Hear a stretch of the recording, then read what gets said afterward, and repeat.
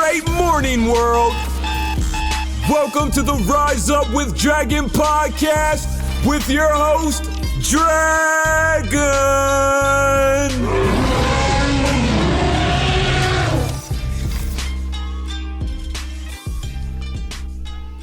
What's up, world? Normally, the dragon rises up in the morning and he's all sweaty coming from his exercise and stuff, which was part of the plan. Was ready to go, but it was a combination of life happening, cats happening, a couple of little things getting in the way. When you're living your life around what matters most, sometimes you just got to say, rising up and going live and doing the podcast doesn't matter at this current time.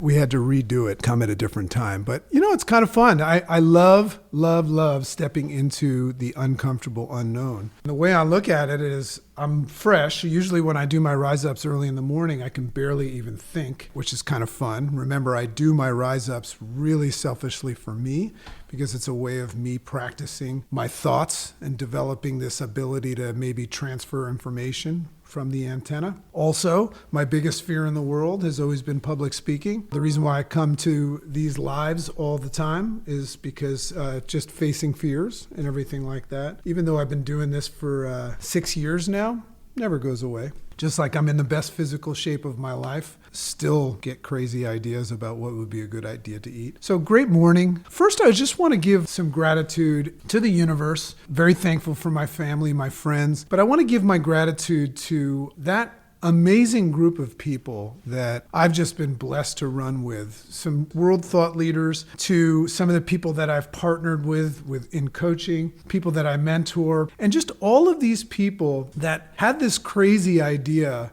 of looking at the upside of the downside and creating this fantasy of moving forward at a time where the world has been given a hall pass and the wonderful excuse to completely halt forward progress. And we'll talk a little bit about that state, that mind, but I just want to give props because last month, thousands of people got in the best physical, mental shape of their life just because they took a left instead of the predominant right. So big respect and gratitude for you. And also just respect to anybody that wakes up and addresses that life is just dealing you lemons and decides to make lemonade. Big respect to you. And by the way, that is how we change the world. The problem in the world today is not what is happening. Problem and challenge in the world is how humans are reacting to what is happening. So I believe that everything that's happening right now is the universe just trying to give us the opportunity to grow. All we really need to do is wake up. Just wake up, smell the coffee. So in any case, I've got a rise up for you today. It's going to go a little bit deep. Some of this material actually comes right from my book. It's going to either fall as chapter 3 or 4. There have been some massive connections that I've made in life that have brought me to this place of calm, to where I've learned how to handle adversity with grace. So part of my book is just sharing some life stories. So one of the connections that I made was just about the concepts of consciousness. That was a big awakening for me. Yeah, that's what consciousness is. So I just want to share some cool material as well as a coupling of my thoughts today. So Dragon's going to go deep again, but what I'm doing is I'm inviting you into the greatness factory. You can churn out better versions of people. The way I do that is I give you some thoughts that you know exist. I believe that we live in the age of consciousness right now where we're awakening and recognizing things that already exist, but we're starting to become aware of them. The purpose of these rise-ups is for me to deliver you some stuff and let you exercise your brain muscle and your consciousness and your level of awareness to see if you get it. So let's see if we get this. I call this a momentary grasp of reason. So all you Pink Floyd fans out there, you know where I got that concept. How real is reality? That was my first question that I asked myself this morning.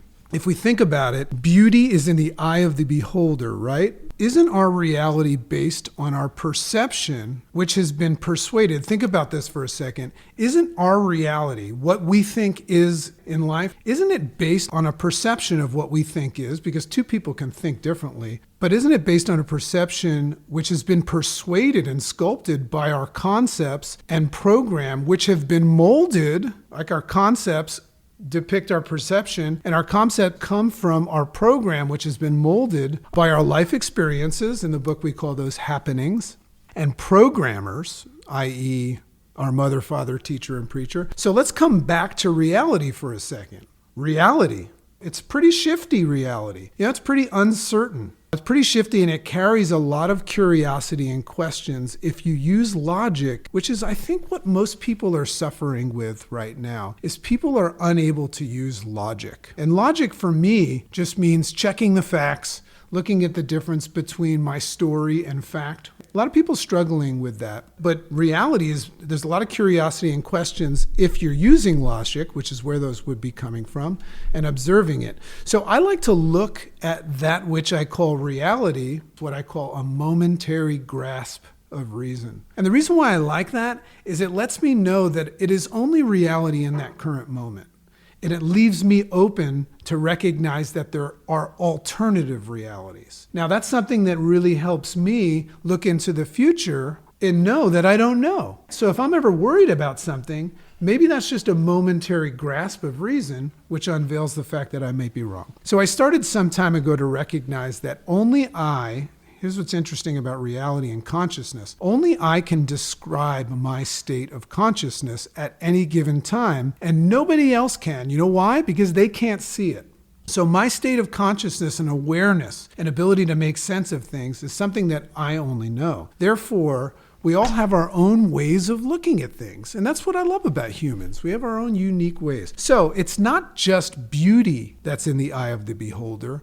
It's reality as well that's in the eye of the beholder. So that's a fun little thing to think about when you're looking at something or someone, is just recognize that their reality is what they're beholding. Do you believe that reality can change as you grow? That's why I like that idea of recognizing that it's a momentary grasp of reason. How do we put this distinction that we're talking about right now to use today, and how do we move towards a new level of greatness? Because we're in the greatness factory and we want to move towards a new level, right? I mean, is anybody into the idea of moving towards a new, upgraded, leveling up today? Let's play with the idea of whether or not we can create consciousness around things and shift our reality. Let's see if we can evolve. Can consciousness be created? So it's crazy to look at where life began. There's where we're going to get heavy right now. Thinking about where life began, which is, I think a lot of people are wondering this. I've read some great books on it, but uncertain. What was the first form of life? I'll invite all of you to kind of think about that. But what was the very first form of life? You can look at science in the books and everything. But what I'll do as soon as you tell me what the first form of life, like where did it all begin, I'm always going to ask you, just like a kid,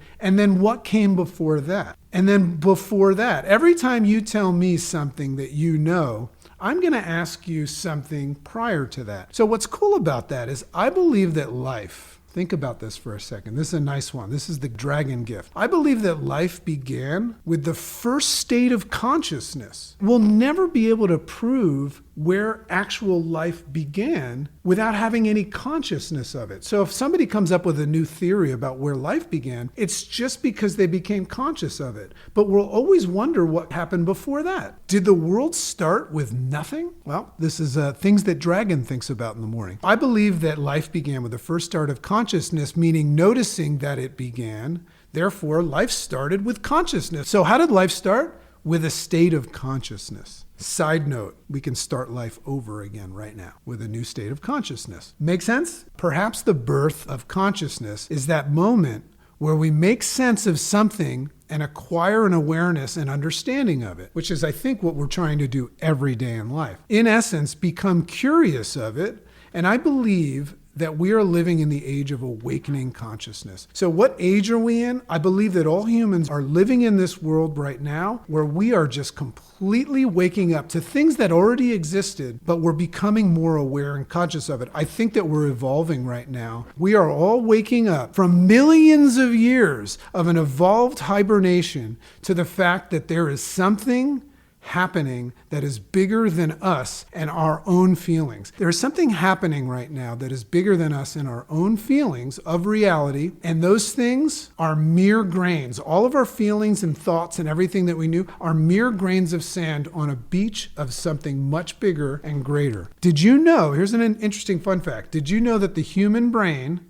that we're trying to make sense of potentially holds as many neurons inside of it as there are stars in the universe. Now, I know you know there's a lot of stars in the universe. So what's funny about these neurons is that they say that neurons have no idea who you are and only serve a function by interacting with one another. That's what they do. Therefore, what's interesting about that when you go down the rabbit hole of consciousness, this is stuff from my book. So therefore, your consciousness is a result and a side effect and a symptom of the interaction between these neurons. And they produce, follow this, write this one down, thinkers, they produce what's called probability waves. We're going heavy now. How our brain perceives things, this is what this tells us, is really based on probability rather than fact. Therefore, if your mother, father, teacher, preacher, your society and your TV news, or your full programming, which has been done by your programmers, which is not just your mother, father, teacher, preacher, it's all the crap that you're watching, the good and the bad, have programmed you over time to believe things are a certain way. You see, when you start to believe things are a certain way, your neurons interact with each other and create a consciousness around it. You become conscious of a fact, and that becomes part of who you are and the way you think. Not actually, but provide theories which create probabilities,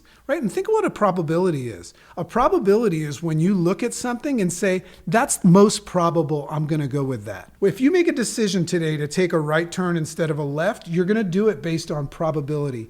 Now, you might think it's factual, but it's probability. And we know this because everybody gets different reactions from doing things differently. So when your brains are manipulated by these probabilities that you're not certain are really facts, could be story, right? What it does is it puts our brains into what scientists refer to as a default mode network, aka unconscious program.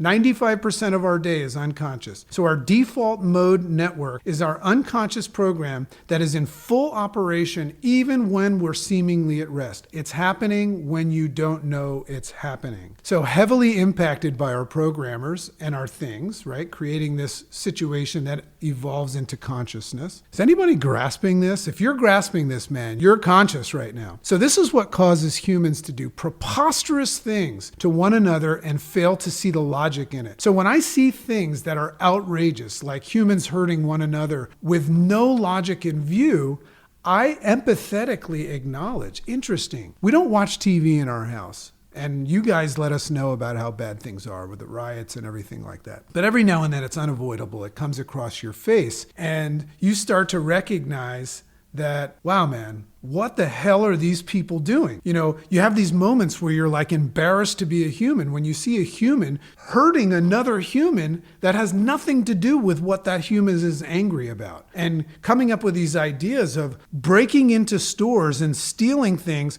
hurting the store owner, and not having the logic and foresight to see how insane that is. So I have developed, because of this stuff, I have developed an empathetic heart for these people, and I empathetically acknowledge, not agree with them, just like forgiveness. I don't agree that what you did was okay, but I forgive you, meaning it no longer affects you. So I empathetically acknowledge, not agree with, but acknowledge that these people, forgive them for they know not what they do. They're in default mode. They have no idea what they're doing. And that makes me feel a little bit empathetic. Forgive them for they know not what they do. So this is also associated with and manipulated by what's referred to as scarcity mindset. So that comes from the notion that we lack something. A lot of people think that they lack something, and the easiest way to get out of lack is go into gratitude, right? It's the super highway to the present moment where you identify what it is that you have, not what you don't have. So